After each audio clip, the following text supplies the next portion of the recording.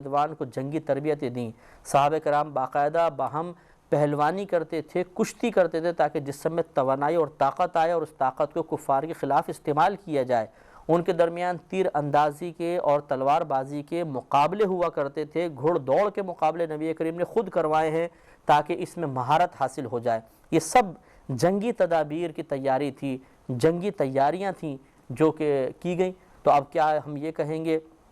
اگر یہ قاعدہ بنا لیا جائے کہ اللہ پر توکل کا مطلب ہے کوشش کو ترک کرنا، تو پھر تو کچھ بھی نہ ہوتا۔ نبی کریم صلی اللہ علیہ وسلم کیا متوکل نہیں تھے؟ اللہ پر توکل کرنے والے نہیں تھے؟ یقیناً تھے۔ اس کے باوجود جب تیاری کر رہے ہیں تو اس کا مطلب ہے کہ یہ خیال غلط ہے کہ بالکل تدبیر کو ترک کر دیا جائے تبھی توکل حاصل ہوگا، نہیں۔ ہاں، توکل کا ایک اعلیٰ درجہ ایسا ہے جس کو تفویض کہتے ہیں۔ تفویض کا مطلب ہوتا ہے اپنے تمام کام اپنے آپ کو اللہ کے سپرد کر دینا اور پھر بالکل ترک تدبیر اختیار کرنا، لیکن یہ بہت ہی اعلیٰ درجہ ہوتا ہے۔ نبی کریم سے بھی اس کو یہ ثابت ہے، لیکن ہمارے نبی کریم نے تعلیم امت کے لیے اکثر اوقات تدابیر کو ہی اختیار فرمایا۔ ایک غزوے سے واپسی پر آپ ایک درخت کے نیچے جلوہ افروز تھے، ایک کافر وہاں پر آ گیا اور اس نے دیکھا آپ اکیلے ہیں تو آپ کی تلوار درخت سے لٹکی ہوئی دیکھ لی، اس نے تلوار نکال لی۔ نبی کریم صلی اللہ علیہ وسلم کی آنکھ کھل گئی، اس نے کہا بتاؤ اب تمہیں مجھ سے کون بچائے گا؟ تو اب یہ ہے ترک تدبیر کا معاملہ کہ نبی کریم صلی اللہ علیہ وسلم نے کوئی تدبیر اختیار نہیں کی، شور نہیں مچایا، جلدی سے کوئی پتھر اٹھانا، کوئی لکڑی اٹھا کے دفاع کرنے کی کوشش، کچھ بھی نہیں، بلکہ صرف زبان سے فرمایا اللہ،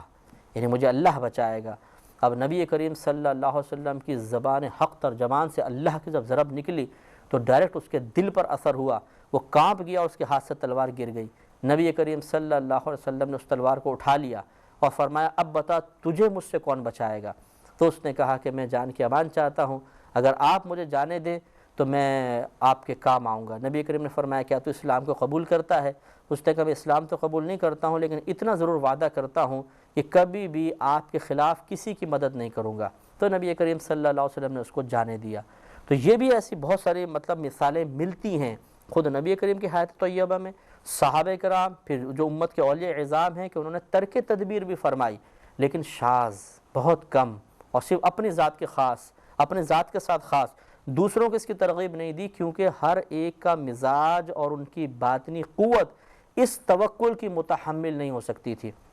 لہذا نبی کریم صلی اللہ علیہ وسلم چونکہ ہمارے لیے ایک رہنما کی حیثیت رکھتے تھے، آپ ایک آئیڈیل تھے، آپ ایک ہمارے لیے آپ کی حیات طیبہ عملی نمونہ تھی، تو نبی کریم صلی اللہ علیہ وسلم نے آسان اعمال کو اختیار کیا تاکہ آپ کی امت آپ کی اتباع کا جذبہ لے کے جب اس کو اختیار کرے تو اس پیاری سی امت کو، ان کمزور لوگوں کو کوئی تکلیف اور اذیت نہ ہو۔ یہ ہمارے نبی کریم صلی اللہ علیہ وسلم کا بہت بڑا کرم تھا۔ لہذا یہ خیال غلط ہے کہ جی اگر آپ کو اللہ پر توکل ہے تو آپ تدبیر کیوں اختیار کر رہے ہیں۔ جیسے بعض دیندار حضرات پر بعض لوگ اس طرح زبان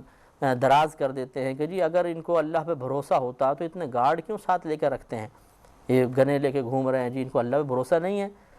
تو بھائی یہ اللہ تبارک و تعالیٰ پر بھروسے کے منافی ہے ہی نہیں، یہ تو ایک تدبیر اختیار کرنا ہے جو خود ہمارے نبی کریم صلی اللہ علیہ وسلم کی سنت کریمہ ہے۔ بلکہ یاد رکھیے کہ پہلے باقاعدہ نبی کریم جب آرام فرماتے تھے تو آپ کے پاس ہتھیار لے کر محافظ کھڑے ہوتے تھے، لیکن جب اللہ نے قرآن پاک میں آپ کی حفاظت کا وعدہ فرمایا تو اس کے بعد نبی کریم نے فرمایا کہ اب میرے پاس مت کھڑا ہوا کرو، اس لیے کہ اللہ نے مجھ سے میری حفاظت کا وعدہ فرما لیا ہے۔ اللہ تعالیٰ سے دعا ہے کہ رب کریم ہمیں توکل کی حقیقت سمجھنے اور اس اختیار کرنے کی توفیق عطا فرمائے۔ وآخر دعوانا ان الحمد للہ رب العالمین۔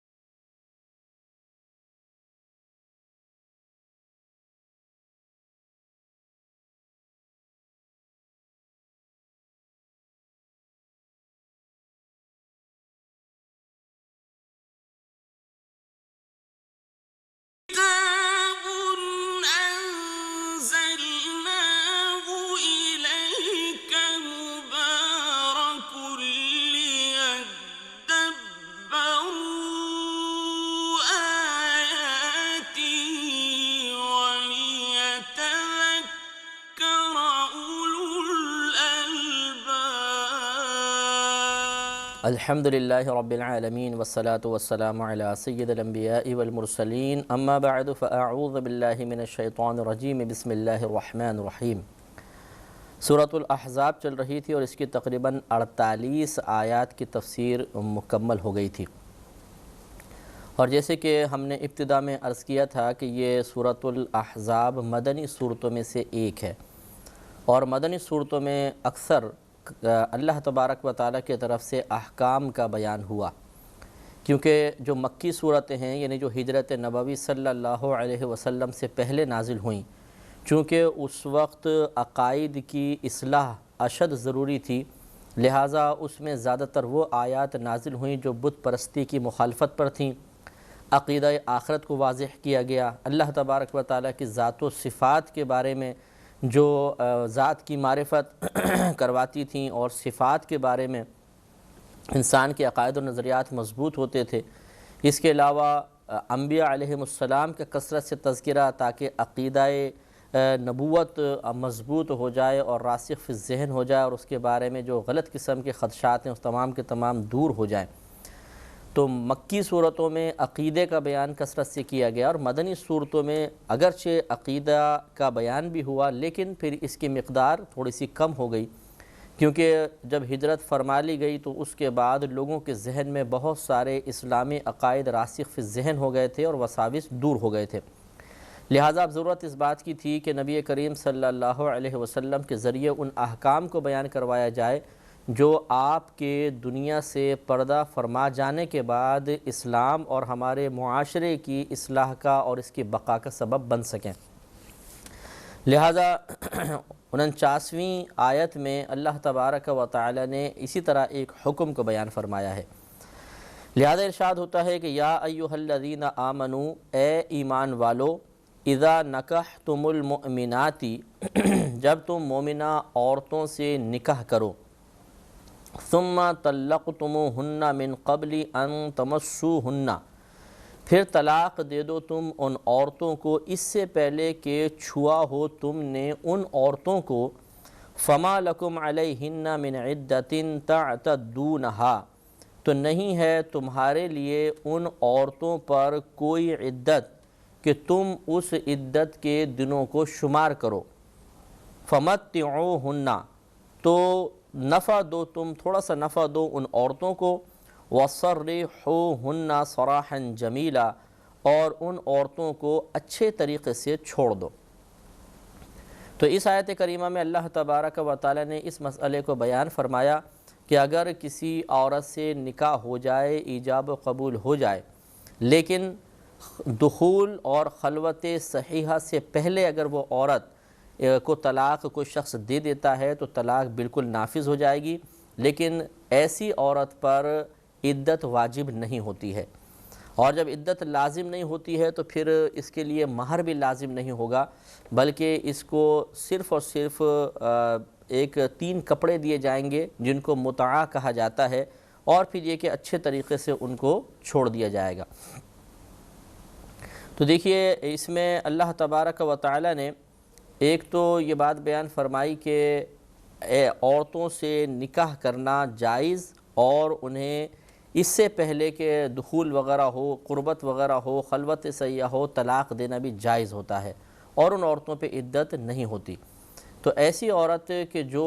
غیر مدخول بہا ہوتی ہیں اور جن کے ساتھ خلوت صحیحہ نہیں ہوتی ہے، ان عورتوں کا جو معاملہ ہے وہ یہی ہے کہ ان کے ساتھ ان پر یعنی عدت واجب نہیں ہوتی ہے، یہ قرآن سے صراحتاً ثابت ہے۔ تو یہ یاد رکھیے گا کہ عدت اس صورت میں واجب ہوتی کہ جب یا تو باقاعدہ قربت ہو جاتی، اور یا کوئی ایسی تنہائی ان دونوں کو حاصل ہو جاتی کہ جس تنہائی میں قربت کی راہ میں کوئی رکاوٹ نہ ہوتی، جس کو خلوت صحیحہ کہتے ہیں۔ خلوت صحیحہ کا مطلب خلوت تنہائی کو کہتے ہیں، صحیحہ کا مطلب ایسی خلوت، ایسی تنہائی کہ جس میں قربت کی راہ میں کسی قسم کی کوئی رکاوٹ نہ ہو، نہ مطلب حصی رکاوٹ ہو، نہ شرعی کوئی رکاوٹ ہو، کسی قسم کی رکاوٹ نہ ہو، تو اسے خلوت صحیحہ کہتے ہیں۔ اور احناف کے نزدیک یہ خلوت صحیحہ یا اس قسم کی تنہائی یہ گویا کہ قربت کے ہی قائم مقام ہوتی ہے۔ تو خلوت صحیحہ اسی وقت متحقق ہوگی کہ جب کوئی شرعی یا حسی طور پر کوئی عذر متحقق نہ ہو۔ مثال کے طور پر اگر بالفرض اور لڑکی کی شادی ہوئی، وہ اس وقت حالت حیض میں ہے، تو شرعاً اس عورت کے قریب جانا اس وقت منع ہے، یعنی قربت کرنا منع ہے۔ تو اب اگر یہ دونوں تنہائی میں جمع ہو بھی جاتے ہیں تو یہاں پہ شرعاً ایک قربت کی راہ میں رکاوٹ موجود ہے، لہذا یہ خلوت صحیحہ نہیں کہلائے گی۔ اور اسی طرح اگر شوہر بہت ہی شدید بیمار ہے، اسے عذر لاحق ہے، تو یہ حسی طور پر ایک بیماری ہو گئی کہ جس کی یعنی ایک جسمانی کوئی عذر ہے، ایک شرعی عذر کے علاوہ ایک عذر ہے کہ جس کی بنا پر یہ قربت نہیں کر سکتا ہے، تو ایسی صورت میں بھی خلوت صحیحہ متحقق نہیں ہوگی۔ یا اسی طریقے سے کوئی وہاں پر ایسا موجود ہے جس کے دیکھنے کا اندیشہ ہو، تو لازم سی بات ہے کہ پھر کوئی آدمی قریب نہیں ہوگا، تو یہ دیکھنے کا احساس کہ مثال کے طور پہ کھڑکیاں کھلی ہوئی ہیں بالفرض یا دروازے کھلے ہوئے ہیں، ایسی صورت میں بھی اگر دونوں اکیلے جمع ہو جاتے ہیں تو بہرحال اس کو خلوت صحیحہ نہیں کہیں گے۔ تو چنانچہ اگر کسی عورت سے نکاح ہوا، نہ قربت ہوئی نہ خلوت صحیحہ ہوئی، تو اور پھر اس عورت کو طلاق دے دی گئی، تو ایسی عورت پر عدت نہیں ہوگی۔ اور اس عدت کے نا واجب کرنے کا سبب یہ ہے کہ عدت اصل میں معاملہ یہ ہوتا ہے کہ شریعت یہ نہیں چاہتی ہے کہ کسی شخص کا نسب مشتبہ ہو جائے، یعنی جو بچہ پیدا ہو رہا ہے اس کے باپ کے بارے میں شبہ پڑ جائے، بلکہ شریعت یہ چاہتی ہے کہ بالکل جو باپ ہو اس کے ساتھ اس کا نسب بالکل ثابت ہو جائے، شبہ والی بات نہ رہے۔ اب اگر معاملہ اس طرح ہوتا کہ قربت ہو جاتی، پھر عورت کو طلاق دی جاتی اور شریعت عدت واجب نہ کرتی اور یہ عورت کسی اور شخص سے نکاح کر لیتی اور اب یہ حاملہ ہوتی، تو یقینی سی بات ہے کہ شبہ پڑ جاتا کہ یہ جو حمل ٹھہرا ہے یہ پہلے شوہر کا ہے یا دوسرے شوہر کا ہے۔ لہٰذا شریعت نے عورت کے لیے ایک ٹائم پیریڈ ایسا رکھ دیا کہ جس میں وہ کوئی نکاح وغیرہ نہیں کر سکتی ہے، تاکہ یہ بات معلوم ہو جائے کہ اس کا رحم، اس کا جہاں پہ مطلب بچہ دانی اس کو کہتے ہیں، یہ پہلے شوہر سے خالی ہے بالکل، یعنی پہلے شوہر کا یہاں پر کوئی حمل وغیرہ نہیں ہے۔ اس اطمینان کے بعد پھر اس کو اجازت دے دی گئی، ٹھیک ہے اب تم دوسرے شوہر سے نکاح کر سکتی ہو، تاکہ اب اگر حمل ٹھہرے گا تو نسب بالکل مشتبہ نہیں ہوگا، پتہ چل جائے گا کہ دوسرے شوہر کا یہ بچہ ہے۔ تو نسب مشتبہ نہ ہو اس لیے عدت مقرر کی گئی، اور لازم سی بات ہے کہ نسب میں شبہ اس وقت پیدا ہوگا جب پہلے قربت ہو چکی ہو۔ لہذا اگر کوئی عورت ایسی ہے جس کے ساتھ خلوت صحیحہ نہیں ہوئی ہے، قربت نہیں ہوئی ہے، جس کو غیر مدخول بہا کہتے ہیں،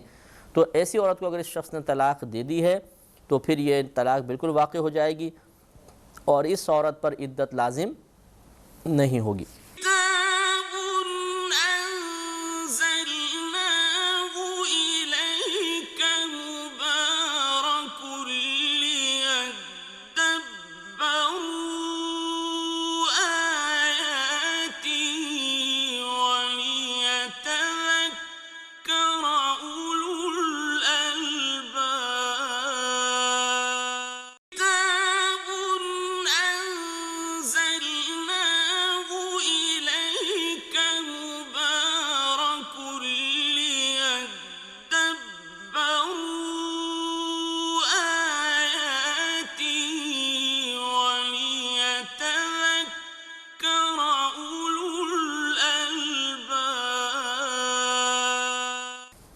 اور اسے 3 کپڑے دیا جائیں گے، یعنی جو ایک لباس ہوتا ہے یہ مطلب مستحب مرد کے لیے کہ اس کو دیا جائے، اور بعض نے کہا یہ واجب ہوتا ہے کیونکہ اللہ نے امر کا صیغہ بیان فرمایا فَمَتِّعُوهُنَّ کہ انہیں تم نفع دو، تو اس لیے کہ واجب ہے کہ پھر مہر تو نہیں ہوگا لیکن 3 کپڑے جو ہیں وہ عورت کو دینے ہوں گے۔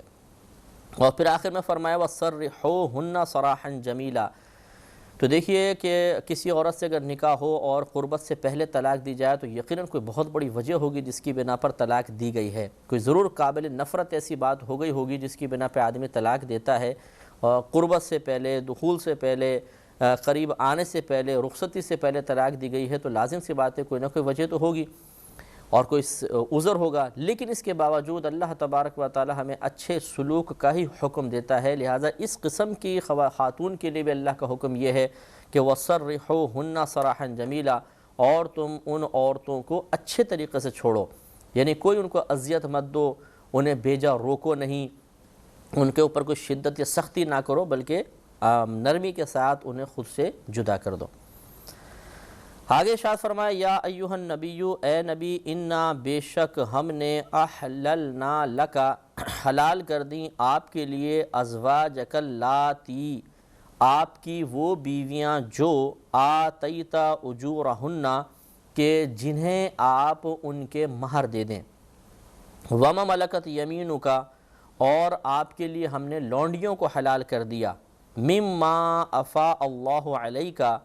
ان عورتوں میں سے کہ جنہیں اللہ تبارک و تعالی نے آپ کو غنیمت کے طور پہ عطا فرمایا ہے۔ یعنی نبی کریم صلی اللہ علیہ وسلم کو ارشاد فرمایا جا رہا ہے کہ ایک تو آپ کی وہ ازواج آپ کے لیے بالکل حلال ہیں جن کو آپ باقاعدہ مہر وغیرہ دے کر باقاعدہ ایجاب و قبول سے اپنے نکاح میں لے کر آئیں، وہ آپ کے لیے حلال ہیں، اور اسی طریقے سے اگر مال غنیمت میں کچھ لونڈیاں آپ کے پاس آتی ہیں تو وہ بھی آپ کے لیے حلال ہیں۔ شروع اسلام میں یعنی جب نبی کریم صلی اللہ علیہ وسلم کا دور مبارکہ بھی تھا تو اسلامی لشکر جب کفار پہ حملہ کرتا تھا تو ان کی جو عورتیں مسلمانوں کے قبضے میں آتی تھیں تو انہیں پھر مال غنیمت کے طور پر پہلے تقسیم کیا جاتا تھا، جس کے حصے میں آ جائیں وہ عورت جس بھی آقا کے پاس جاتی تھی اس آقا کے لیے شرعاً اجازت تھی کہ بغیر نکاح کے وہ اس سے قربت کر سکتا تھا، اور اگر اس عورت سے بچہ پیدا ہوتا تو وہ عورت پھر ام ولد کہلاتی تھی اور اس بچے کا نسب اس آقا سے باقاعدہ ثابت ہوتا تھا۔ تو لہٰذا یہ دیکھیے اب ایک ذہن میں شبہ پیدا ہوتا ہے کہ جی بغیر نکاح کے جو قربت ہوتی ہے یہ تو زنا کہلاتی ہے، تو یہ اچھی طرح یاد رکھیں کہ یہ جتنی چیزیں ہیں یہ چیز حلال ہے یہ حرام ہے یہ ہمیں شریعت بتائے گی، اور شریعت کے بتانے کے بعد پھر ہمارا ذہن اس چیز کے حسن یا اس کے اندر موجود قباحت پر مطلع ہوتا ہے۔ ایک چیز اللہ تبارک و تعالی ہمارے لیے جائز قرار دیتا ہے، جیسے اجنبی عورت سے نامحرم عورت سے نکاح کرنا یہ جائز ہے، تو ہمارا ذہن بھی کہتا ہے کہ ہاں یہ ٹھیک ہے مطمئن ہے، لیکن بہن سے نکاح کو شریعت نے حرام قرار دیا ہے۔ لہذا معاذ اللہ ثم معاذ اللہ اگر کوئی آپ کو یہ علم ہو، کوئی اخبار میں خبر آ جائے کہ ایک شخص نے اپنی بہن سے نکاح کر لیا تو آپ کانوں کو ہاتھ لگائیں گے اور استغفر اللہ پڑھیں گے، استغفار کریں گے اور اس کو بہت برا بھلا کہیں گے کہ کیسا شیطان آدمی ہے۔ تو یہ کیوں آپ کو برا محسوس ہو رہا ہے؟ اس لیے نہیں کہ اس عمل میں کوئی قباحت نظر آ رہی ہے، کیونکہ دیکھیں ادھر بھی جو اجنبی عورت سے نکاح کیا یہاں پہ بھی ایک عورت یہاں پر بھی ایک عورت، فرق یہ ہے کہ یہ اجنبی ہے یہ بہن ہے، تو یہ ہے تو دونوں عورت مرد عورت ہیں، ایک کو آپ صحیح کہہ رہے ہیں ایک کو غلط کہہ رہے ہیں، کیوں کہہ رہے ہیں؟ اس لیے کہ ہمارا معیار شریعت ہے، شریعت جس کو جائز کہہ دیتی ہے ہمارا ذہن بھی اس کو قبول کرتا ہے اور ہم اسے اچھا سمجھتے ہیں، شریعت جس کو برا کہہ دیتی ہے ہم اسے برا سمجھتے ہیں اور ہمارا ذہن اسے برا کہتا ہے۔ اسی طریقے سے جب شریعت ہمیں ایک چیز بتا دے کہ یہ اچھا ہے تو پھر ہم اپنے ذہن کو استعمال نہیں کریں گے، کیونکہ ہمارا معیار عقل نہیں ہے، ہمارا معیار تو شریعت ہے۔ لہذا لونڈیوں کے حق میں چونکہ شریعت کا حکم یہی ہے کہ ان سے نکاح کے بغیر قربت جائز ہے، تو لہٰذا اب یہاں پہ کوئی شبہ پیدا نہیں ہونا چاہیے، کیونکہ اس چیز کی معرفت موقوف تھی شریعت کے بتانے پر، یا اس کے لیے کہ یہ چیز صحیح ہے یا غلط ہے ہمارے لیے معیار شریعت تھی۔ جب شریعت یہ کہہ رہی ہے کہ جائز اور حلال ہے تو ٹھیک ہے، پھر ہم بھی کہیں گے جائز اور حلال ہے، اور ہمیں اس میں اچھا حسن ہی نظر آنا چاہیے۔ جس طریقے سے ایک اجنبی عورت سے نکاح کرنے کو ہم نے ذہنی طور پہ قبول کیا کہ اچھا ہے، اور بہن سے نکاح کرنے کو برا سمجھا اس لیے کہ شریعت نے کہا ہے کہ یہ برا ہے، تو اصل معیار شریعت کا بتانا ہوا، آپ کی میری عقل نہیں ہے، آپ کا میرا مزاج نہیں ہے۔ مزاج بنتا ہے شریعت کو معیار بنانے سے، جب ہم شریعت کو معیار بنا دیتے ہیں مزاج تبدیل ہو جاتا ہے۔ میں صرف مثال دیتا ہوں کہ مثال کے طور پر آدم علیہ السلام ہمارے والد ہیں اور بی بی حوا تمام انسانوں کی والدہ ہیں۔ اب ان کے جب ایک دفعہ ان کے ہاں بچہ پیدا ہوتے تھے تو ٹوئنز ہوتے تھے، یعنی لڑکا لڑکی، پھر جب دوبارہ وہ آپ حاملہ ہوتی پھر بچے پیدا ہوتے یہ بھی ایک لڑکا لڑکی ہوتے تھے۔ اب نکاح کا معاملہ یہ ہوتا تھا کہ پہلے والے حمل کے لڑکے کا دوسرے حمل کی لڑکی سے اور دوسرے حمل کی لڑکی کا پہلے حمل کے لڑکے سے نکاح ہوتا تھا۔ اب آپ غور کر لیں کہ ایک ہی ماں باپ کے جو اولاد ہیں وہ تو آپس میں بہن بھائی ہیں، تو اس کا مطلب ہے کہ اس زمانے میں بہن بھائیوں کا آپس میں نکاح ہوتا تھا، لیکن کیا اس زمانے میں اس کو کوئی برا سمجھتا ہوگا؟ نہیں، اس لیے کہ عقل ہمارا معیار نہیں ہے، شریعت ہمارا معیار ہے، اور ہم انہی اگر دیکھا جائے تو بھائی بہنوں کی اولاد ہیں حقیقتاً۔ اگر آپ دیکھیں اگرچہ یہ الگ بات ہے کہ ایک حمل کے جو بچے ہوتے تھے اس زمانے میں انہیں دوسرے حمل کے بچوں کا بہن بھائی تصور نہیں کیا جاتا تھا، اور ان کا آپس میں نکاح ہوتا تھا۔ لیکن یہ تصور کرنے نہ کرنے کی بات ہے، اور یہ تصور کرنا ہے یا نہیں کرنا یہ شریعت ہمیں بتا رہی ہے۔ لیکن بظاہر اگر آپ دیکھیں کہ بہن بھائی انہیں کہتے ہیں جو ایک ماں ایک باپ سے پیدا ہوتے ہیں، وہ بہن بھائی ہوتے ہیں، تو بظاہر نظر آتا ہے کہ بہن بھائیوں کا نکاح۔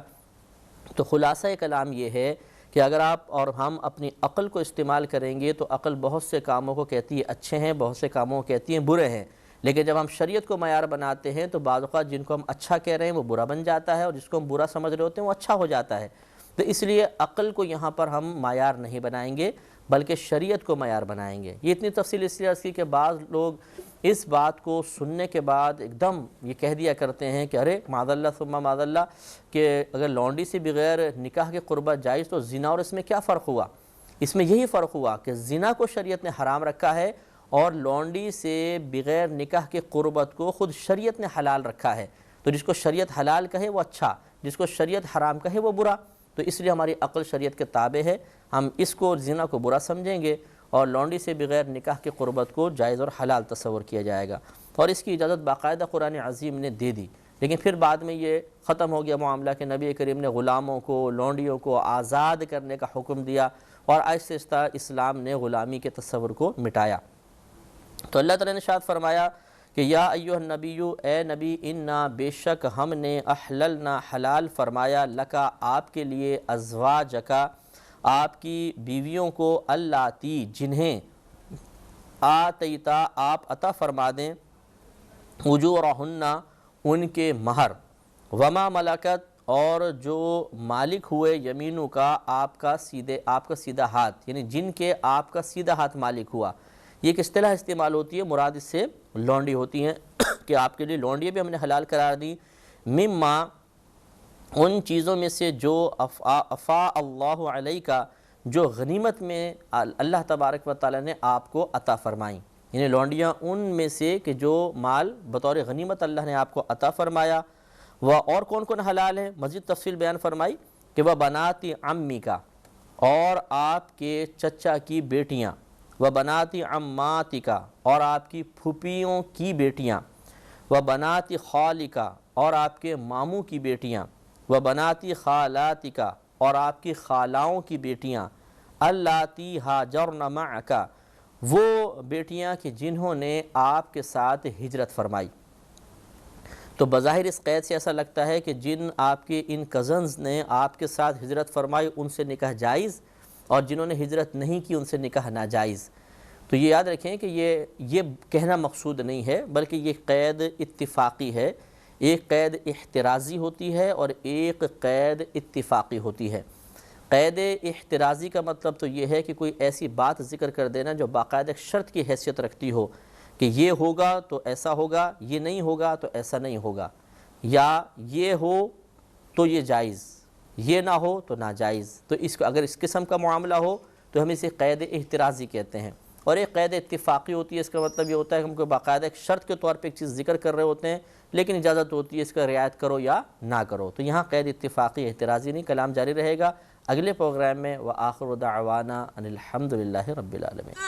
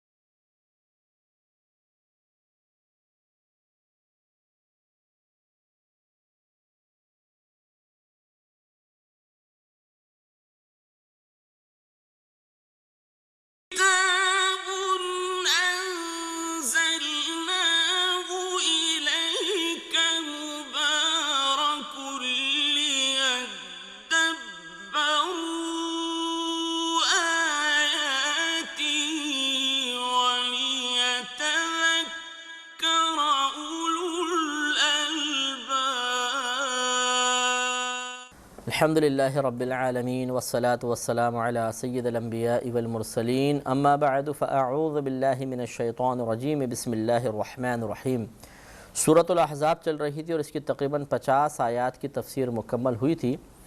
کل کے پروگرام میں یہ ایک پہلا مسئلہ جو ہم نے 49ویں آیات سے اپنے تفسیر کا آغاز کیا تھا، اور اس میں یہ مسئلہ تھا، اس میں تھوڑی سی وضاحت مزید درکار ہے اور بہت ضروری وضاحت ہے کہ اس میں یہ آیت کریمہ میں اللہ تبارک و تعالی نے ارشاد فرمایا تھا کہ یا ایھا الذین آمنو، اے ایمان والو، اذا نکحتم المؤمناتی، کہ جب تم مومنہ عورتوں سے نکاح کرو، ثم طلقتموہن من قبل ان تمسوہن، پھر طلاق دے دو تم ان عورتوں کو اس سے قبل کہ تم نے انہیں چھوا ہو، فما لکم علیہن من عدت، تو نہیں ہے تمہارے لیے ان عورتوں پہ کوئی عدت، تعتدونہا، ایسی عدت کہ تم اس کو شمار کرو،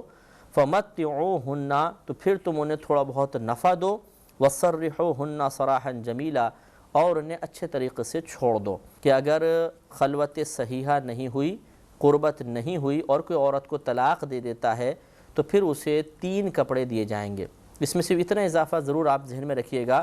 کہ یہ 2 صورتیں ہوتی ہیں۔ ایک یہ ہے کہ نکاح ہوا اور اس میں باقاعدہ مہر مقرر ہوا تھا اور خلوت صحیح قربت سے پہلے طلاق دے دی۔ اگر ایسا ہوا کہ مہر مقرر ہو چکا تھا تو اس صورت میں نصف مہر واجب ہوتا ہے، جس کا انشاءاللہ آگے بیان آئے گا۔ اور اگر مہر مقرر نہیں ہوا تھا، بس ویسی نکاح ہو گیا عورت کے ساتھ اور خلوت صحیحہ یا قربت سے پہلے طلاق دے دی، تو صرف باقاعدہ یہ حکم ہوگا کہ ان عورتوں کو تھوڑا بہت وہی مثلا 3 کپڑے دینا واجب ہوگا، باقی نصف مہر وغیرہ نہیں دینا ہوگا۔ تو خلاصہ کلام یہ ہے کہ جس وقت کسی عورت سے نکاح ہوا اور مہر مقرر ہو چکا ہو اور پھر عورت کو رخصتی وغیرہ سے پہلے ہی طلاق دے دی جائے تو نصف مہر لازم ہوگا، اور اگر مہر مقرر نہیں تھا اور پھر رخصتی سے پہلے طلاق دے دی گئی تو پھر نصف مہر نہیں ہوتا بلکہ 3 کپڑے دینا واجب ہوتا ہے۔ اس سے اگلی آیت میں 50ویں آیت میں جو پچھلے پروگرام میں ہماری آخری آیت چل رہی تھی، نبی کریم صلی اللہ علیہ وسلم کے لیے چند ایسی عورتوں کا تذکرہ کیا گیا جن سے نکاح کرنا آپ کے لیے حلال تھا، یا ان کو بحیثیت زوجہ کے ساتھ رکھنا آپ کے لیے بالکل حلال تھا۔ ان میں سے ایک تو ارشاد فرمایا تھا کہ وہ عورتیں جن کے آپ باقاعدہ مہر مقرر فرما دیں، دوسرے لونڈیوں کو اپنے ملک میں رکھنا آپ کے لیے شرعاً جائز تھا، اسی طرح چچا کی بیٹیاں، پھپھی کی بیٹیاں، ماموں کی بیٹیاں اور خالاؤں کی بیٹیاں، یعنی جتنے کزنز ہوتے ہیں انہیں بھی آپ نکاح میں لے سکتے ہیں۔ اور آخری بات یہی چل رہی تھی کہ اللہ تعالیٰ نے جو یہ قید بیان فرمائی کہ اللاتی ہاجرن معک، یعنی وہ آپ کی کزنز یا خالہ زاد، پھپھی زاد بہنیں کہ جنہوں نے آپ کے ساتھ ہجرت کی، ان سے نکاح کرنا جائز۔ تو ہم آپ کو یہ بتا رہے تھے کہ یہاں پر کوئی ایسا قید لگانا مقصود نہیں ہے کہ ان سے جو ہجرت کریں گے ان سے تو نکاح جائز ہو ورنہ دوسروں سے جائز نہ ہو، جائز سبھی سے تھا۔ یہاں پر ایک قید اتفاقی کے طور پہ تذکرہ کیا گیا۔ اب سوال یہ پیدا ہوتا ہے کہ پھر یہ کیوں ذکر کیا گیا؟ وہ صرف اس لیے کہ جو ہجرت کر کے آپ کے ساتھ آئی تھیں یا جو آپ کے ساتھ نہیں آئی تھیں لیکن انہوں نے باقاعدہ ہجرت کی تھی، ان کی عظمت کو ظاہر کرنے کے لیے، ان کے مقام و مرتبے کو ظاہر کرنے کے لیے ان کا ذکر یہاں پر کر دیا گیا کہ جو ہجرت کر کے آئیں وہ بہت زیادہ قابل تعظیم ہے کہ انہوں نے اتنی بڑی قربانی دی کہ اپنے مقام کو چھوڑ کر آئے۔ تو نکاح تو دونوں قسم کی خواتین سے نبی کریم صلی اللہ علیہ وسلم کا جائز تھا، لیکن ان خواتین کا تذکرہ خاص طور پر ان کی عزت میں اضافے کے لیے اور ان کے اس عمل کو، ہجرت والے عمل کو سراہنے کے لیے اللہ تبارک و تعالی نے ذکر فرمایا۔ مزید عورتوں کا تذکرہ کیا جن سے آپ نکاح فرما سکتے تھے کہ وَامْرَأَةً مُؤْمِنَةً، اور ایسی عورت سے بھی آپ نکاح کر سکتے ہیں جو ایمان والی ہو، ان وہبت نفسہا، کہ اگر وہ اپنے آپ کو ہبہ کر دے، للنبی، نبی کے لیے، یعنی وہ عورت خود آئے کہ یا رسول اللہ میں اپنے آپ کو تحفتاً دیتی ہوں، تو یہ ایک آزاد عورت اپنے آپ کو تحفتاً نہیں دے سکتی، لیکن یہ ہمارے نبی کریم صلی اللہ علیہ وسلم کا خاصہ تھا کہ اگر کوئی عورت اپنے آپ کو ہبتاً نبی کریم کے سامنے پیش کرتی اور نبی کریم بھی اس کو اپنے نکاح میں لینے کا ارادہ فرما لیتے تو یہ جائز تھا۔ اسی لیے آگے بیان فرمایا کہ ان اراد النبی ان یستنکحھا، اگر نبی انہیں نکاح میں لانے کا ارادہ فرمائے، یعنی ایسی مومنہ عورت سے بھی نکاح کرنا جائز ہے جو خود اپنے آپ کو ہبہ کے طور پر یہ تحفتاً نبی کریم صلی اللہ علیہ وسلم کی بارگاہ میں پیش کر دے اور خود نبی کریم صلی اللہ علیہ وسلم بھی اس کو نکاح میں لانا پسند فرمائے تو ٹھیک ہے، اس سے بھی نکاح ہو سکتا ہے۔ لیکن آگے فرمایا کہ خالصۃ لک من دون المؤمنین، یہ خاص آپ کے لیے ہے دیگر مومنین کے علاوہ، یعنی اور کسی کے لیے جائز نہیں ہے کہ عورت اپنے آپ کو کسی کو ہبہ کر سکے۔ یہ نبی کریم صلی اللہ علیہ وسلم کا خاصہ تھا کہ اگر کوئی عورت آپ کو ہبہ کرے اور آپ کہیں ٹھیک ہے تم میری زوجیت میں آ جاؤ، تو آپ اسے زوجیت میں لینے کا حق رکھتے تھے۔ آگے اللہ تعالیٰ نے مہر کا حکم بیان فرمایا کہ قد علمنا ما فرضنا علیہم فی ازواجہم، قد علمنا بے شک معلوم ہے ہمیں، ما فرضنا جو مقرر کر دیا ہم نے، علیہم ان شوہروں پر، فی ازواجہم ان کی بیویوں کے بارے میں، وما ملکت ایمانہم اور ان کی لونڈیوں کے بارے میں۔ یعنی اللہ تعالیٰ نے فرمایا ہم جانتے ہیں جو ہم نے بیویوں اور لونڈیوں کے بارے میں مردوں پر لازم کر دیا ہے، لِكَيْ لَا يَكُونَ عَلَيْكَ حَرَجْ، تاکہ نہ ہو جائے اے حبیب کریم صلی اللہ علیہ وسلم آپ پر کوئی تنگی۔ یعنی یہ جتنے بھی ہم نے حکم بیان کیے ہیں ان سے اس کا تعلق ہے کہ تمام جو ہم نے پہلے حکم بیان کیا نبی، اس لیے تاکہ آپ پر کوئی تنگی، کوئی حرج نہ ہو، کوئی آپ پہ تان نہ کر سکے، اور جن عورتوں کو آپ کو پسند آئیں یا آپ نکاح کر سکیں، ان میں ان قیودات کے ساتھ آپ بالکل بآسانی ان سے نکاح کر سکیں، کسی قسم کی کوئی شش و پنج نہ ہو۔ اور جب اللہ کی طرف سے کوئی حکم نازل ہو جاتا ہے تو یقینی سی بات ہے کہ پھر لوگوں کو اس زمانے کے جو کفار تھے یا مدینہ منورہ میں آنے کے بعد جو منافقین وغیرہ تھے، انہیں طعنہ زنی کا موقع نہیں ملتا تھا۔ لیکن درمیان میں جو اللہ نے ارشاد فرمایا کہ قد علمنا ما فرضنا علیہم فی ازواجہم، اس آیت سے احناف یہ استدلال کرتے ہیں کہ اللہ تبارک و تعالی نے مردوں پر مہر کو واجب قرار دے دیا ہے۔ تو مہر کا وجوب تو اس آیت سے ثابت ہوا، لیکن یہ مجمل کلام ہے۔ مجمل معنی اس کی تفصیل بیان نہیں کی کہ زیادہ سے زیادہ مہر کتنا ہے، کم سے کم مہر کتنا ہے۔ تو جب کوئی آیت مجمل ہوتی ہے، یعنی تفصیل سے اس کو ذکر نہیں کیا جاتا، تو اس کی وضاحت کی ضرورت ہوتی ہے۔ تو جو چیز اس کی وضاحت کرے گی اسے بیان کہتے ہیں، جو چیز اس کی وضاحت کرے اس کو بیان کہتے ہیں۔ لہٰذا اس آیت کے اجمال کو یا اختصار کو، مختصر ہونے کو ختم کرنے کے لیے ہمیں ایک بیان کی ضرورت ہے، اور بیان کبھی تو آیتی بن جاتی ہے کہ ایک آیت بعض اوقات اپنے پیچھے والی کسی آیت کی تفسیر کر رہی ہوتی ہے، وضاحت کر رہی ہوتی ہے۔ اگر آیت نہ ملے تو ہم احادیث کریمہ کو دیکھتے ہیں، اس سے کوئی ہمیں وضاحت حاصل ہو جاتی ہے۔ آیت کریمہ بھی نہیں ملتی تو صحابہ کرام کے اقوال یا اس سلسلے میں جو مسئلہ بیان ہو رہا ہے ان کے اعمال و افعال دیکھے جاتے ہیں، اور اگر یہ بھی کچھ ہمیں نظر نہیں آتا تو پھر فقہا کے اجتہاد ہوتا ہے کہ وہ استدلال کر کے، اجتہاد کر کے، استنباط کر کے پھر اس آیت کے اجمال کو دور کرتے ہیں۔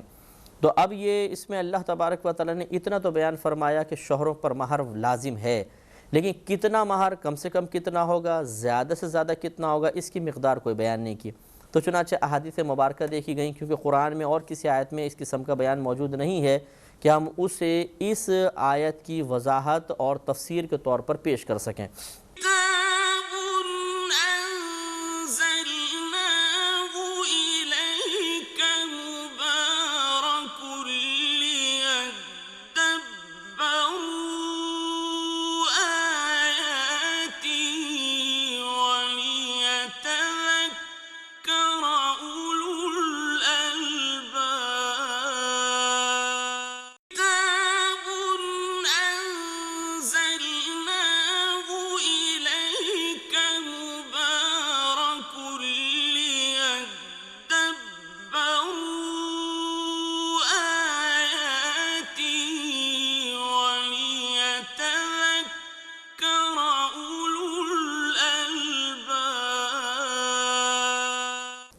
لہذا جب احادیث کریمہ کا مطالعہ کیا گیا تو بحقی کے اندر یہ روایت موجود ہے کہ سرکار مدینہ صلی اللہ علیہ وسلم نے ارشاد فرمایا کہ لا مہر لأقل من 10 دراہم، کہ 10 درہم سے کم کوئی مہر نہیں ہے، 10 درہم سے کم کوئی مہر نہیں ہے۔ صرف اتنا بیان ملا، جس سے یہ معلوم ہوا اس آیت اور حدیث کو ملا کر کہ ایک مہر کی مقدار اللہ تبارک و تعالی نے ضرور مقرر کی ہے، اور اس کی کم سے کم مقدار ہے 10 درہم، جس کو آج اگر آپ کنورٹ کر لیں تو کم و بیش 700 750 روپے بن جاتے ہیں۔ یہ اوپر نیچے ہو سکتے ہیں، چاندی کا ریٹ کیونکہ بازار میں کم زیادہ ہوتا رہتا ہے، تو آج کل کم و بیش 700 750 800 تک یہ ریٹ پہنچے گا۔ تو یہ 10 درہم سمجھ لیجئے چاندی بن جائے گی، جو بطور مہر واجب کی گئی ہے کم سے کم مقدار۔ تو اب اس آیت اور حدیث کو ملا کے 2 چیزیں ثابت ہو گئیں، ایک یہ کہ مہر لازم ہے اور اس مہر کی کم سے کم مقدار 10 درہم ہے۔ اب آخری بات رہ گئی کہ زیادہ سے زیادہ حد کتنی ہے، اس کے بارے میں چونکہ قرآن و حدیث مکمل طور پہ خاموش ہیں، تو جہاں ہمیں رہنمائی قرآن یا حدیث سے نہیں ملتی تو وہاں پر پھر قیاس ہوتا ہے کہ پھر آدمی مجتہدین جو ہے اپنے قیاس کو دخل دیتے ہیں، لہٰذا پھر انہوں نے قیاس کو دخل دیا اور یہ سوچا کہ جس طریقے سے خرید و فروخت میں شریعت نے زیادہ سے زیادہ نفع کی کوئی حد نہیں رکھی ہے، ہاں اتنا بس دوسرے کو ضرر نہ پہنچے، تکلیف نہ ہو، کسی کی ضرورت سے ناجائز فائدہ نہ اٹھایا جا رہا ہو، لیکن شریعت نے خرید و فروخت میں نفع کی کوئی مقدار مقرر نہیں کی۔ یہ عوام کا غلط خیال ہے کہ جی آٹے میں نمک کے برابر نفع جائز ہے، اس سے زیادہ جائز نہیں، یہ عوامی خیال ہے، شریعت نے نفع کی کوئی مقدار مقرر نہیں کی ہے۔ لہٰذا انہوں نے قیاس کیا کہ جیسے خرید و فروخت ایک مالی معاملہ ہے، ایک شخص ایک چیز دیتا ہے، دوسرا اس کے بدلے میں پیسہ دیتا ہے اور نفع کی کوئی مقدار مقرر نہیں کی گئی ہے، اسی طریقے سے یہاں پر بھی ہوگا کہ ایک مالی ہی معاملہ نظر آتا ہے بظاہر، حالانکہ مالی نہیں ہے، لیکن عورت اپنے آپ کو سپرد کر رہی ہوتی ہے اور عورت کے شرف کے اظہار کے لیے شریعت نے مہر کو لازم کیا ہے، تو زیادہ سے زیادہ مقدار کے بارے میں پھر نکاح کو قیاس کر لیا گیا بیع کے اوپر، خرید و فروخت پر، کہ جیسے اس میں نفع کی کوئی زیادہ سے زیادہ حد مقرر نہیں تو مہر کی بھی کوئی زیادہ سے زیادہ حد مقرر نہیں۔ ہاں یہ ضرور ہے کہ اس میں بھی نفع کی ایک مقدار باہم رضامندی سے ہی ہوگی۔ مثلا میں ایک چیز کو بیچنا چاہتا ہوں اور میں اس پہ 1000 روپے نفع لینا چاہتا ہوں تو سامنے والا راضی ہوگا اس ریٹ پر، تبھی تو مجھے نفع ملے گا، تو یہ بس شرط قرار دے دی گئی۔ اور خلاصہ کلام یہ نکالا گیا کہ فقہا نے فرمایا کہ مہر شوہروں پر واجب ہے، اس کی کم از کم مقدار 10 درہم ہے اور زیادہ سے زیادہ مقدار شریعت نے کوئی مقرر نہیں کی، ہاں باہم رضامندی سے دونوں فریق جس زیادہ سے زیادہ مقدار پر راضی ہو جائیں وہ مقرر کرنا بالکل جائز ہوا۔ لہٰذا اب ہمارے ہاں یہ ہوتا ہے، خصوصاً ہندوستان میں جو پہلے مطلب تقسیم پاکستان سے پہلے یہ ایسی ہوتا تھا اور اب بھی یہاں پر آنے کے بعد بھی بہت سارے لوگ اسی طرح کرتے ہیں کہ جی مہر کیا ہے جی شرع محمدی کے مطابق، اور وہ کیا ہے جی 32 روپے۔ اب یہ 32 روپے جو مقرر کیے جاتے ہیں، یہ روپیہ جو تھا پہلے وہاں پہ جو انڈیا میں چلتا تھا، وہ اس روپے کی جو قیمت بنتی تھی 32 روپے جو بنتے تھے وہ وہی 10 درہم چاندی کے برابر بن جاتے تھے، تو اس زمانے میں 32 روپے مہر تھا۔ نہ یہ کہ اب یہاں پر آنے کے بعد بھی وہی 32 روپے رکھیں گے، تو یہ سمجھنے کی ضرورت ہے کہ کم از کم ہر دور میں جو مہر کی کم از کم مقدار ہے وہ ہوگی 10 درہم چاندی کے برابر، اور 10 درہم چاندی جو ہے وہ آپ اگر معلوم کریں گے تو اسی طرح اس کے زیادہ کم ریٹ ہوتے رہتے ہیں، اور کم از کم جو ہے وہ جیسے آج کل کے دور میں 700 750 روپے اس کا ریٹ بن رہا ہے، یہ اوپر نیچے ہوتا رہتا ہے، ہوتا رہے گا، لیکن بہرحال 32 روپے کا کوئی تصور نہیں ہے کہ 32 روپے شرع محمدی کے مطابق مہر ہے، 32 روپے نہیں ہے، 10 درہم چاندی ہے، جس کو آپ موجودہ دور کے اعتبار سے کنورٹ کریں گے تو وہ 700 750 روپے بن جائے گا۔ لہٰذا اب نکاح ہو رہا ہے تو یاد رکھیے کہ اس میں مہر لازم ہوگا کہ آپ کو ذکر کرنا پڑے گا، یعنی مہر مقرر کرنا لازم ہے۔ اب یا تو آپ زبان سے ذکر کر دیں، جسے عموماً ہوتا ہے کہ وہ نکاح جب فارم بھر رہے ہوتے ہیں تو معلوم کر لیا جاتا ہے بھئی کتنا ہے، وہ لکھ دیا، اور اسی طرح جب نکاح خواں قبول دلہا سے کروا رہا ہوتا ہے تو یہی کہتا ہے کہ آپ کیا فلانا بنت فلاں کو اتنے حق مہر کے عوض میں بحیثیت زوجہ کے قبول کرتے ہیں، تو یہ افضل اور اعلیٰ ہوتا ہے کہ مہر کا ذکر بھی کر دیا جائے، لیکن مقرر کرنا واجب ہے، ذکر کرنا واجب نہیں ہے۔ لہذا اگر مقرر تو کیا تھا لیکن نکاح پڑھاتے ہوئے مہر کا ذکر نہ کر سکے تو نکاح بالکل درست رہے گا۔ اب دوسری صورت یہ ہے کہ مہر مقرر ہی نہیں کیا اور نکاح کر دیا، تو مہر اگر مقرر نہیں کیا تب بھی نکاح درست ہو جائے گا۔ مہر مقرر کرنا واجب ضرور تھا لیکن ترک واجب کی وجہ سے اس نکاح کے صحیح ہونے میں کوئی فرق نہیں پڑے گا۔ اب سوال یہ پیدا ہوتا ہے کہ نکاح تو درست مان لیا تو مہر کتنا ہوگا؟ تو لازم سی بات ہے کہ پھر اس میں 2 صورتیں ہوتی ہیں کہ سب سے پہلے تو یہ دیکھا جائے گا کہ اس لڑکی کے خاندان میں عموماً جو لڑکیوں کا نکاح ہوتا ہے کتنا مہر مقرر کرتے ہیں۔ جسے خاندان میں مطلب ہمارے ہاں 10,000 روپے رکھایا جاتا ہے ہر لڑکی کا، اگر اس طرح ہے تو یاد رکھیں کہ جو خاندان کا عموماً مہر مقرر ہوتا ہے، اگر اس کو معیار بنایا تو اس کو کہتے ہیں مہر مثل۔ اگر خاندان میں نہیں ہے تو شہر میں دیکھ لیں، اس برادری میں دیکھ لیں، اس محلے کے اندر دیکھ لیں، یعنی کسی بھی وہاں کے رسم و رواج کے مطابق مہر کو معیار اگر بنایا جائے تو اس کو مہر مثل کہا جاتا ہے۔ چنانچہ مہر مقرر کرنا واجب تھا، لیکن اگر نہیں کیا اور نکاح کر لیا تو نکاح ہو گیا، لیکن اب شریعت کی طرف سے مہر مثل لازم ہو جائے گا۔ اور بالفرض اگر مہر مثل ہے ہی نہیں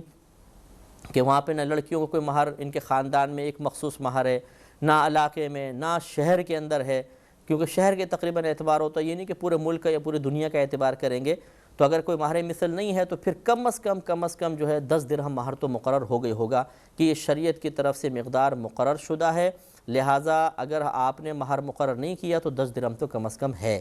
تو خلاصہ کلام یہ ہوا کہ مہر مقرر کرنا واجب، نکاح میں اس کا ذکر کرنا واجب نہیں۔ مہر مقرر ہے، ذکر نہیں کیا، نکاح بالکل درست ہے، اور جو مقرر شدہ مہر تھا ذکر نہیں کیا بس آپ نے تو وہ لازم ہو جائے گا۔ دوسری صورت یہ ہے کہ مہر مقرر ہی نہیں کیا اور ایجاب و قبول ہو گیا، نکاح اب بھی ہو جائے گا۔ اب یہ جو مہر مقرر نہیں کیا یہ کون سی مقدار ہم کریں گے؟ تو سب سے پہلے مہر مثل دیکھا جائے گا، اگر ہے مہر مثل تو اسے مقرر کر دیں گے، اگر مہر مثل نہیں ہے تو کم از کم مقدار کو لازم کر دیں گے جو 10 درہم ہے۔ اسی طریقے سے اگر کسی نے 10 درہم سے کم مہر مقرر کر دیا، مثال جیسے وہی 32 روپے کہ جی شرع محمدی کے مطابق کتنے جی 32 روپے، اب کہاں 32 روپے اور کہاں 700 750 800 روپے، تو مہر کم ہے، تو لہٰذا اگر کم مہر کسی نے مقرر کیا تو پھر بھی یہاں تک ہم لے آئیں گے اس کو، یعنی 10 درہم تک بڑھا لیں گے، یعنی 700 750 جو آج کل کے دور کے اعتبار سے ہے، کم از کم شرعی مقدار پر ہم اس کو لے کر آ کر وہ مقرر کریں گے، اور جو کم مقرر کیا تھا اس کو ہم کالعدم قرار دے دیں گے۔ تو یہ تھوڑے سے مہر کے مسائل سے ذکر آیا تو میں نے آپ کی خدمت میں عرض کیا۔ ضمناً یہ بھی عرض کر دیتا ہوں کہ مہر جو عموماً آپ نکاح نامے میں جب اس کو تذکرہ کرتے ہیں تو آپ نے دیکھا ہوگا کہ پوچھا جاتا ہے، لکھا ہوتا ہے کہ مہر معجل ہے یا مؤجل ہے۔ عین کے ساتھ ہو تو معجل، اور حمزہ کے ساتھ ہوتا ہے تو مؤجل کہتے ہیں۔ معجل کو عند الطلب بھی کہتے ہیں، یعنی جس کو عورت جب چاہے طلب کر سکتی ہے شوہر سے، یعنی اور اس کو حق حاصل ہوگا۔ امام اعظم رضی اللہ تعالیٰ عنہ کے نزدیک اگر شوہر نے یہ مہر معجل مقرر ہوا تھا اور بیوی کو ابھی تک مہر نہیں دیا تو اس کو قریب آنے سے روک سکتی ہے، پوری زندگی اس کو عورت کو حق حاصل ہوگا، چاہے 1 دفعہ 2 دفعہ قربت ہو بھی چکی ہو، لیکن اگر شوہر نے یہ مہر نہیں دیا ہے، مہر معجل مقرر تھا، تو عورت کو حق حاصل ہوتا ہے کہ اس کو روک سکے، حتیٰ کہ اگر اس کو شہر سے باہر لے جانا چاہتا ہے اور مہر معجل نہیں دیا تو عورت انکار کر سکتی ہے کہ میں تمہارے ساتھ نہیں جاؤں گی، میں یہیں پر رہوں گی پہلے، ورنہ مجھے مہر دو، اور یہ نافرمان نہیں کہلائے گی۔ اسے مہر معجل کہتے ہیں۔ اور ایک حمزہ سے ہوتا ہے مہر مؤجل، اس کو میعادی بھی کہتے ہیں۔ اس میں یا تو کوئی مدت مقرر کر لی جاتی ہے، 10 سال بعد دینا ہوگا، 20 سال بعد دینا ہوگا، اور یا پھر طلاق یا کسی ایک فریق کی وفات پر یہ لازم ہوتا ہے۔ اس کی وضاحت انشاءاللہ اگلے پروگرام میں۔ وآخر دعوانا ان الحمدللہ رب العالمین۔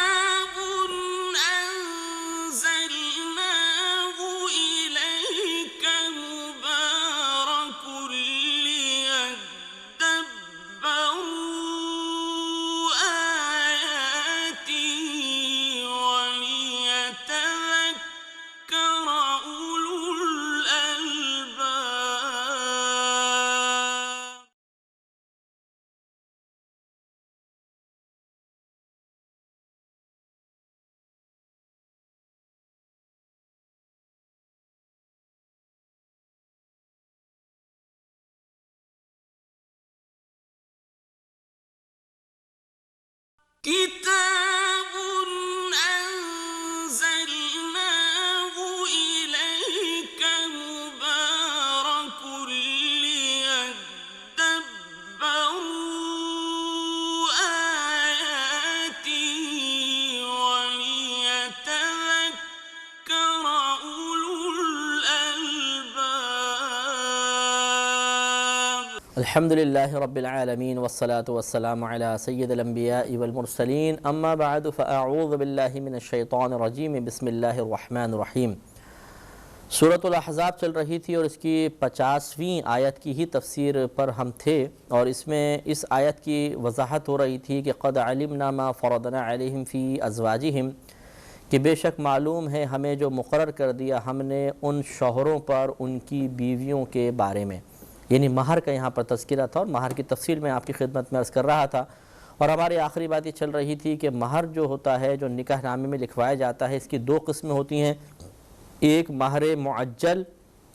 اور ایک مہر مؤجل حمزہ کے ساتھ ہوتا ہے۔ مہر معجل کو عند طلب بھی کہتے ہیں، یعنی ایسا مہر جو عند طلب ادا کرنا واجب ہے، عند طلب یعنی طلب کے وقت، تو اس لیے اس میں حکم یہ ہوتا ہے، یہ غلط مشہور ہے عوام کے اندر کہ جی شادی کی پہلی رات جو یہ مہر دینا لازم ہے ورنہ زوجہ سے قربت کرنا ہی حرام ہو جاتا ہے، یہ بالکل غلط مسئلہ ہے۔ ہاں یہ ضرور ہے کہ عورت اس کو طلب کرے گی، اگر طلب کرنا چاہے تو طلب کرے، اگر شوہر منع کر دے تو وہ اپنے قریب آنے سے اسے روک سکتی ہے، نافرمان نہیں ہوگی۔ لیکن اگر عورت نہیں طلب کرتی اور وہ مطلب ٹھیک ہے قربت کی اجازت دیتی ہے تو یہ کوئی حرام یا ناجائز نہیں ہوگا۔ اس مسئلے کو ذرا اچھی طرح میں ذہن میں رکھنا چاہیے، اور اس میں یہ آپ کو حکم شرعی بتا دیا کہ امام اعظم ابو حنیفہ رضی اللہ تعالی عنہ کے نزدیک اگر مہر معجل مقرر ہوا تھا عین والا عند طلب والا، اور تو اس میں عورت کو یہ اختیار ہوتا ہے کہ اگر شوہر نے اس کو ابھی تک ادا نہیں کیا تو زندگی میں جب کبھی چاہے یہ عورت اسے قریب آنے سے روک سکتی ہے اور اپنے مہر کا مطالبہ کر سکتی ہے، وہ نافرمان نہیں کہلائے گی۔ دوسرا ہے مہر مؤجل، اس کے بارے میں آپ کو بتایا تھا، اس کو میعادی مہر کہتے ہیں۔ اس میں یا تو کوئی مدت مقرر کر لی جاتی ہے کہ جی 10 سال بعد دینا ہوگا، 20 سال بعد دینا ہوگا، 30 سال بعد دینا ہوگا، لیکن اگر کوئی مدت مقرر نہ ہو لیکن لکھوایا مؤجل ہی ہے تو اس کی مدت پھر ان کی زندگی یا رشتہ نکاح ہوتا ہے کہ جب تک ان کی زندگی قائم ہے اس کو طلب نہیں کریں گے، جب رشتہ یعنی نکاح یہ زندگی ختم ہو جائے گی کسی ایک کی تو ہوگا۔ مثلا شوہر فوت ہو گیا تو اس کے ترکے میں سے زوجہ کو یہ مہر دلوایا جائے گا، یا زوجہ کا انتقال ہو گیا تو چونکہ عورت کی وراثت تقسیم ہونی ہے تو پہلے شوہر کو حکم دیا جائے گا کہ جو مہر آپ پر لازم ہے وہ عورت کے مال کے ساتھ ملائیے اور پھر عورت کا ترکہ تقسیم کیجئے۔ تو یا تو ان کی زندگی کسی ایک کی زندگی کے اختتام پر یہ مہر دینا لازم ہو جاتا ہے، اور یا تعلق ازدواج جو تھا، ازدواجی تعلق تھا، یہ ختم ہو جائے تو پھر یہ لازم ہوتا ہے۔ مثلا شوہر نے طلاق دے دی تو کہا جائے گا اب عورت کا آپ مہر ادا کریں، یا عورت نے خلع لے لیا تو اس میں یہ ہو سکتا ہے کہ وہ کہہ دے کہ ٹھیک ہے میں مہر نہیں لیتی ہوں، مجھے چھوڑ دو تم، تو یہ خلع ہو سکتا ہے۔ یعنی اس وقت بھی اگر وہ مہر کا معاملہ نہ ہو بلکہ اور کسی مقدار پر رقم پر شوہر راضی ہو جائے خلع دینے پر تو بہرحال مہر شوہر پر لازم ہو جائے گا۔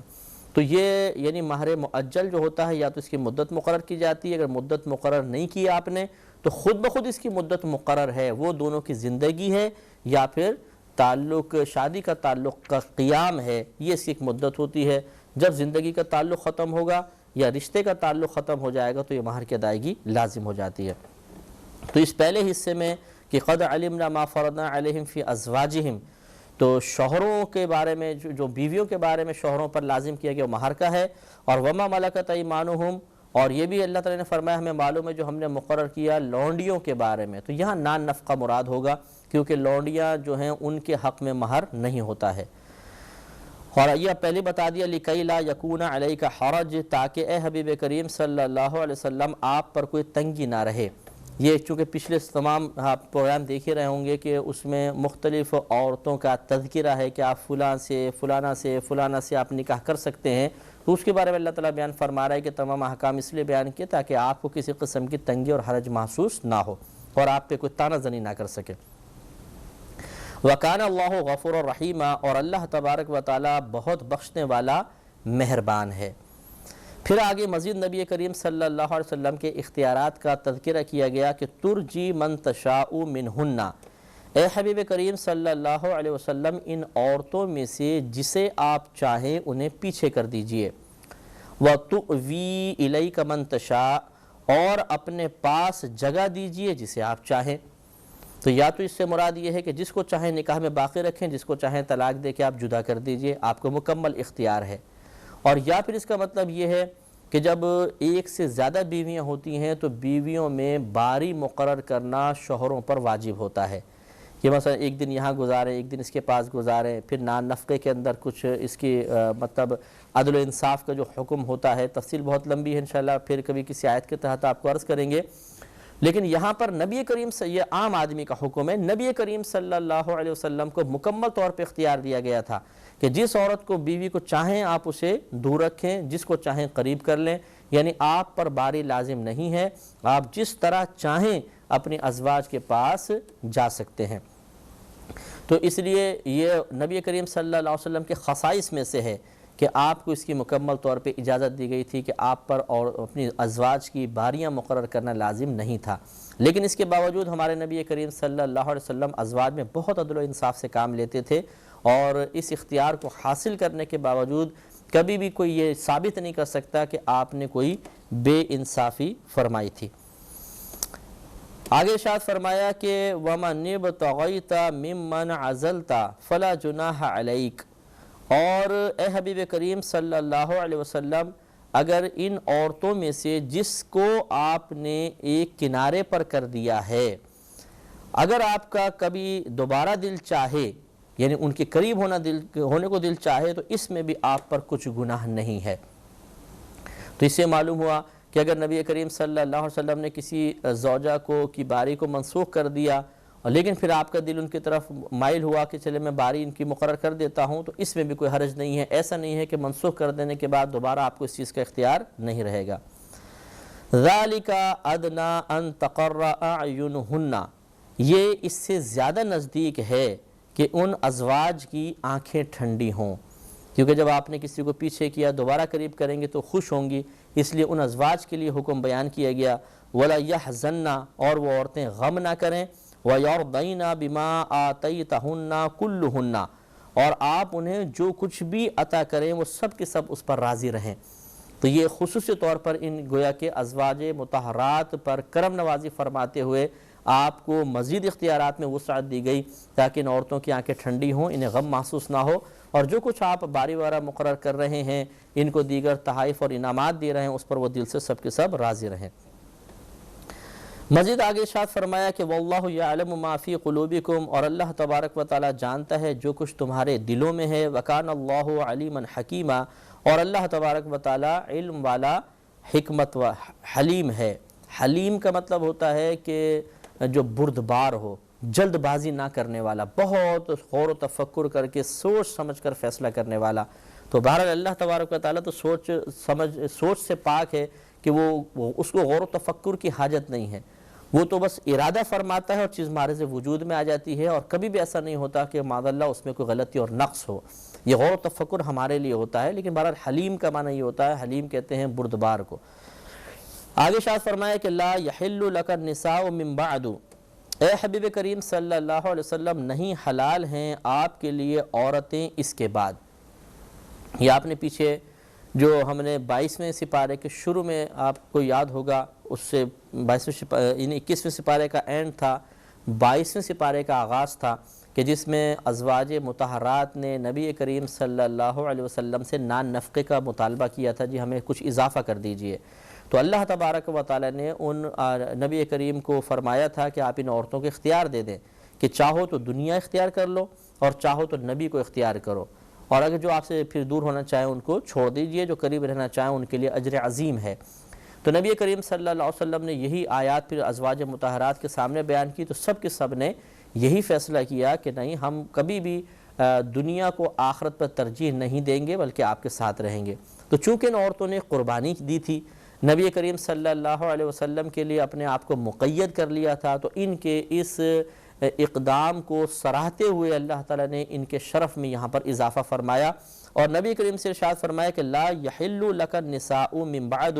کہ اے حبیب کریم صلی اللہ علیہ وسلم ان آپ کے ازواج کی اس قربانی کے بعد آپ کے لیے کوئی عورت حلال نہیں ہوں گی۔ تو یہ 9 ازواج تھیں جو نبی کریم کے نکاح میں تھیں، اور یہ کہا جاتا ہے، بعض نے یہ کہا ہے تفسیرات احمدیہ وغیرہ میں یہی ہے کہ آپ کے لیے عورتوں کا نصاب 9 مقرر کر دیا گیا تھا، جیسے عام مرد کے لیے 4 بیویوں کا نصاب ہے، مقدار ہے، اور نبی کریم کے لیے 9، اور اللہ نے منع فرما دیا کہ 9 کے بعد آپ نکاح نہیں کریں گے۔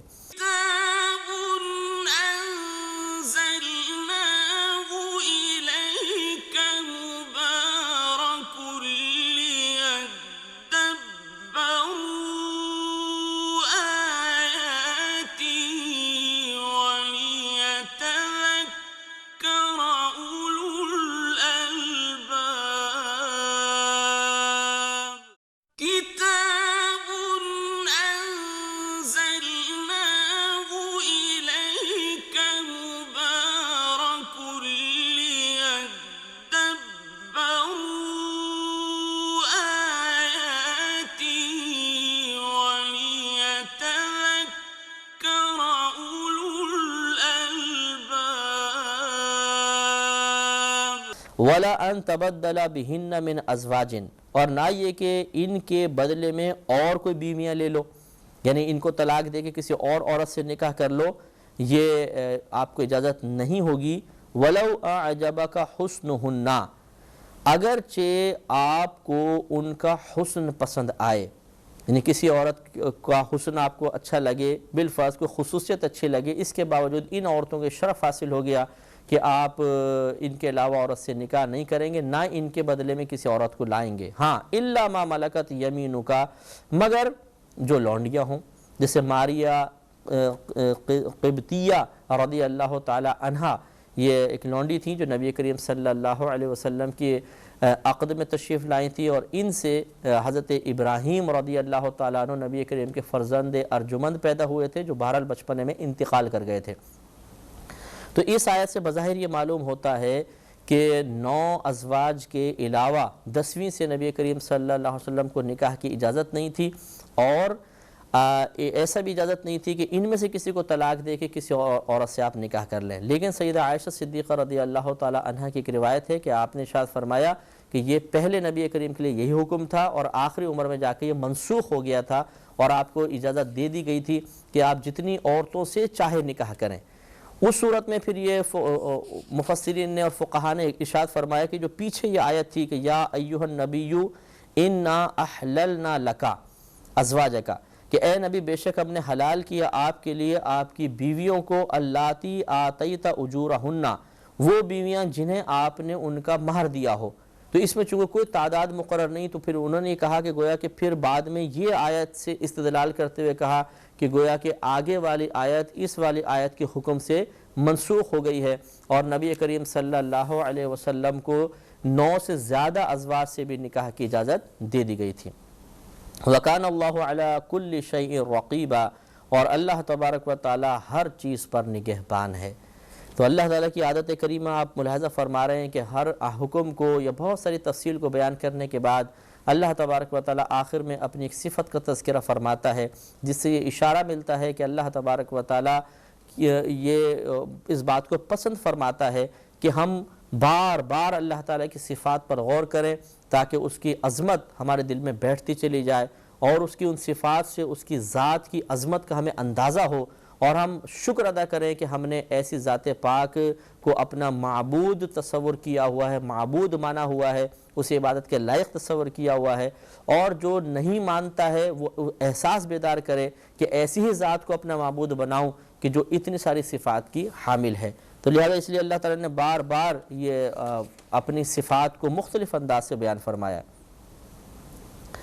اب مزید آگے اللہ تبارک و تعالیٰ نے نبی کریم صلی اللہ علیہ وسلم کے ایک حق کو بیان فرمایا، جس کا یہ پس منظر اس آیت کا یہ ہے